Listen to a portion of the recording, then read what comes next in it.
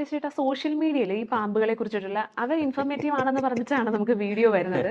ഇപ്പൊ ഹെൽമെറ്റിനകത്ത് ഈ അടുത്തിടയ്ക്ക് ഫ്രിഡ്ജിനകത്ത് വരെ പാമ്പിനെ കണ്ടു എന്ന് പറഞ്ഞിട്ടൊക്കെ നമ്മൾ വീഡിയോസ് കാണുന്നുണ്ട്. ഇതിന്റെ സത്യാവസ്ഥ എത്രമാത്രമാണ്, അല്ലെങ്കിൽ തെറ്റിദ്ധരിപ്പിച്ചുകൊണ്ടിരിക്കുകയല്ലേ ആളുകളെ? 100%. കാരണം വെച്ചാൽ ഇത് ഒരു എന്താ പറയുക, തെറ്റായ വാർത്തകൾ പ്രചരിപ്പിച്ചുകൊണ്ട് പൊയ്ക്കൊണ്ടിരിക്കുകയാണ് കേരളത്തിൽ. അപ്പോൾ ഇത് കാണാൻ വേണ്ടി ആൾക്കാർക്ക് വിടുമ്പോൾ അവർക്ക് ഇൻകം കിട്ടും. ഉം. ഇപ്പം ഞാൻ ചോദിക്കട്ടെ, ഫ്രിഡ്ജിനകത്ത് ഓൺ ചെയ്യുന്ന ഒരു ഫ്രിഡ്ജിനകത്ത് നമുക്ക് എത്ര സമയം ഇരിക്കാൻ പറ്റും? എത്ര സമയം ഇരിക്കാൻ പറ്റും?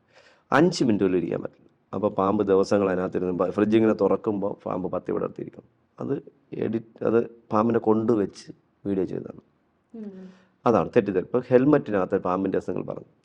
ഒരു 3 വർഷങ്ങൾക്ക് ആനാവൂർ നാഗപ്പൻ എന്ന് പറയുന്ന സാറിൻ്റെ ഇടതുപക്ഷത്തിൻ്റെ ഒരു സാറിൻ്റെ വീടിൻ്റെ തൊട്ടടുത്തൊരു പറമ്പിലൊരു ഹെൽമറ്റ് ഇങ്ങനെ കമന്ന് കിടന്നു. ഉം. ഒരു പാമ്പ് ജനങ്ങൾ ഓടിച്ചപ്പോൾ അത് ഓടി ഹെൽമെറ്റിനകത്ത് ഞങ്ങളത് കൗമുദിരി TV ചെയ്തിട്ടുണ്ടായിരുന്നു. അതിനുശേഷം പിന്നെ ഹെൽമെറ്റിനകത്ത് മുഴുവനും പാമ്പാണ്. അത് കഴിഞ്ഞ് അതിന് മുന്നേ നമ്മുടെ കരിക്കകത്തൊരു ക്ഷേത്രത്തിൻ്റെ അടുത്തൊരു വീട്ടിൽ ഒരു കുട്ടി 7ാം ക്ലാസ്സിൽ പഠിക്കുന്ന കുട്ടി പോകാൻ നേരം സ്കൂളിൽ പോകാൻ ഡ്രസ്സെല്ലാം മാറി സ്റ്റെയർകേസിൻ്റെ ഷൂ എടുത്തിടാமல் അതിനകത്തൊരു മൂർഖൻ പാമ്പുണ്ട്. അന്ന് ഞാൻ കോഴിക്കോട് പോകാനായിട്ട് മൊയ്പത്തൊരു പ്രോഗ്രാമിന് പോകാനായിട്ട് ഇറങ്ങി ഇന്നോവയിലാണെന്ന് ഞാൻ പാരിപ്പള്ളി ആയത്. അപ്പോൾ ഷൂവിനകത്ത് നിന്ന് പെട്ടെന്ന് തിരിച്ചു വന്നു. എൻ്റെ മൊബൈലെടുത്ത് എൻ്റെ സോഷ്യൽ മീഡിയയിൽ ഞാനത് പോസ്റ്റ് ചെയ്തു. അത് കണ്ടതിന് ശേഷം ഇപ്പോൾ കംപ്ലീറ്റ് ഷൂവിനകത്തും പാമ്പാണ്.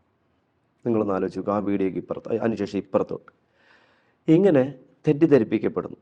ഇതിനെതിരെ നിയന്ത്രണം വരണം. ഇത് ജനങ്ങളെ പേടിപ്പിച്ച് ഭയചകിതരാക്കി മുന്നോട്ട് പോകും. ഞാൻ ചോദിക്കട്ടെ, പാമ്പ് എല്ലാ സ്ഥലത്തും ഉള്ളതാണ്.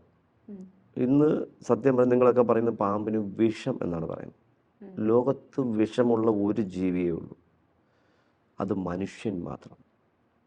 ഒരു പെൺകുട്ടി, ഇന്ന് ഞാൻ ചോദിക്കട്ടെ, ഒരു 10 വയസ്സുള്ള മോക്ക് റോഡിൽ കൂടെ നടന്നു പോകാൻ പറ്റുന്നുണ്ടോ? വിഷ കണ്ണുകൊണ്ട് നോക്കുന്ന വൃത്തികെട്ട ജന്തുക്കൾ, വിഷ വാക്കുകൾ തുപ്പുന്ന ജന്തുക്കൾ. അപ്പോൾ അതിൻ്റെ അത്രയും ഭീകരതയുണ്ടോ പാമ്പുകൾക്ക്? എൻ്റെ അതിഥികൾ, കാരണം ചവിട്ടിയാൽ മാത്രം കടിക്കും. ഇവിടെ ഞാനൊരു പ്രാധാന്യം കൊടുക്കുന്നു. ആർക്കെന്നറിയാം? ശ്രീ നാരായണ ഗുരുദേവന് ഒരു പ്രാധാന്യം കൊടുക്കുന്നുണ്ട്. പിന്നെ ലോകത്ത് അദ്ദേഹം മാത്രമേ പറഞ്ഞിട്ടുള്ളൂ, ഒരു ജാതി, ഒരു മതം, ഒരു ദൈവം. അദ്ദേഹം മാത്രമേ പറഞ്ഞിട്ടുള്ളൂ. ആ ലോകത്ത് ഇലക്ഷൻ വരുമ്പോൾ പോലും ഇന്നത്തെ ജനങ്ങൾക്ക് ഒരു ജാതി, ഒരു മതം, ഒരു ദൈവം ഒന്നും കാണാൻ പറ്റുന്നില്ല. ഇലക്ഷൻ മൈക്ക് കിട്ടുമ്പോൾ ചുമ്മാ പ്രഹസനങ്ങൾ മാത്രം, വോട്ടിന് വേണ്ടിയുള്ള പ്രളങ്ങൾ മാത്രം.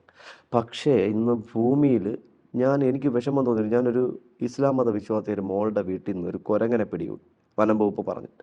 ഞാനും കരഞ്ഞു. ആ കുട്ടി ഭയങ്കര കരച്ചില്ല. ഞങ്ങളത് പാലോടുകൊണ്ട് തുറന്നു വിട്ടു. ഈ മോള് സത്യസന്ധമായിട്ട് 5 നേരം നിസ്കരിക്കുന്ന മോളാണ്. ഈ മോള് നിസ്കരിക്കുമ്പോൾ കുരങ്ങ് നിസ്കരിക്കും. പറഞ്ഞു വിശ്വസിക്കുമോ? അതിനെക്കൊണ്ട് കാട്ടി വിട്ടാൽ അത് ജീവിക്കുമോ?